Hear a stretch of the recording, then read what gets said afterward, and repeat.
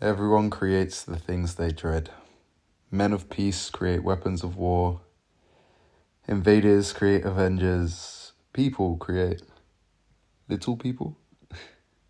If you don't get that reference, you're missing out. But anyway, yeah. I have become the thing I dread. I have become the thing I dread. I discovered today in my session that I am in fact an ego lifter. I have not accepted the fact that having it been a year since I injured myself, and I didn't even injure myself at the peak of my strength, so I was still quite far from the peak of my strength when I injured myself. So we're really looking at a year and a half of the peak of my strength. For whatever reason, this whole time, I've just ignored the fact that my muscles have atrophied. I'm not as strong as I once was. This idea that I'd be able to do this program and just go right back to 120 kg, 130 kg in 4 weeks was just absolutely ludicrous. This is me tweaking my back again. Nothing serious, but tweaked my back, 100 kg, first rep. I wanted to quit. I decided to fight through. I came up with some ideas. This is me still not realizing I'm an ego lifter and trying to find solutions to problems that are far more fundamental than I could see in the moment. So this is a pin squat. My thinking was that I was just lifting with fear. And that if I did pin squats, I don't know if you know, I work up to about 220 kg in pin squats. You get really, really, really fucking heavy.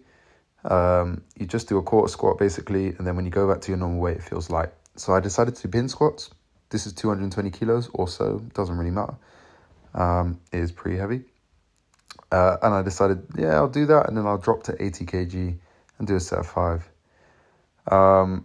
This 80 kg right here really humbled me. So the pin squats worked in that when I lift this bar up, it felt light. Like it felt really light. It didn't feel heavy to hold at all. It felt like I had a baby on my shoulders. But what that lightness did for me was made me realize in this rep that all the muscles involved in getting this bar back up are just weak. Like this whole time, I'm finally aware of how much struggle there is in my glutes, in my quads, even hamstrings, just to get that bar back up. And that's for 80 kg. Obviously, it went up fast, right?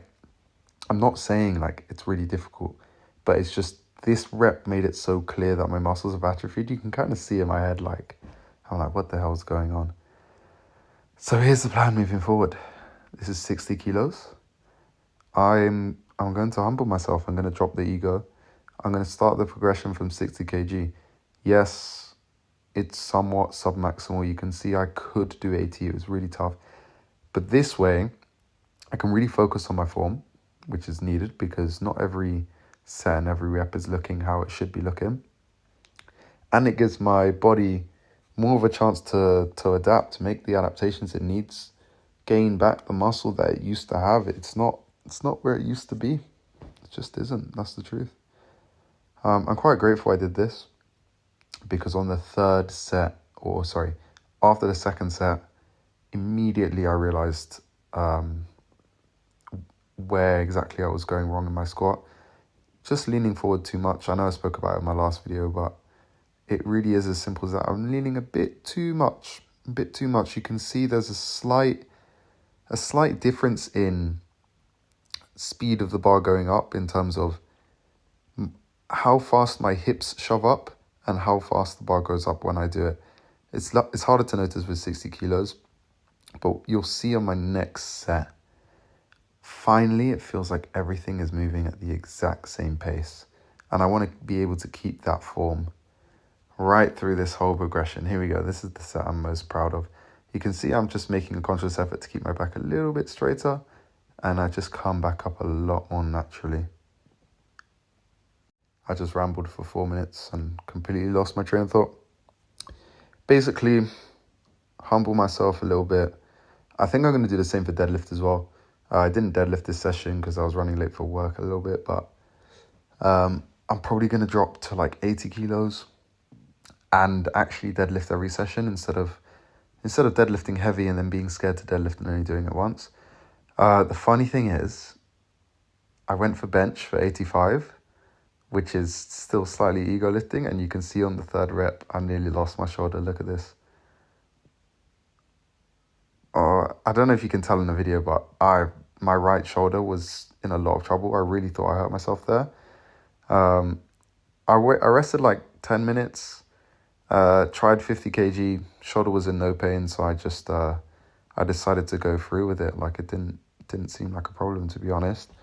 But imagine after figuring out I'm a big ego lifter that needs to check it and stop lifting so heavy and whatnot. Imagine right after thinking I'd figured that out, I hurt my shoulder benching right after. But yeah, I'm speeding it up because it's just the same thing and the form's not important. But basically, I keep hitting like 3 or 4 reps and then making up for it. So what I'm going to do is next session, I'm just going to do the same weight, and I need to do 3x5 before I work my way up to a heavier weight. All right, that's it. Next video, humble weights. See you next time.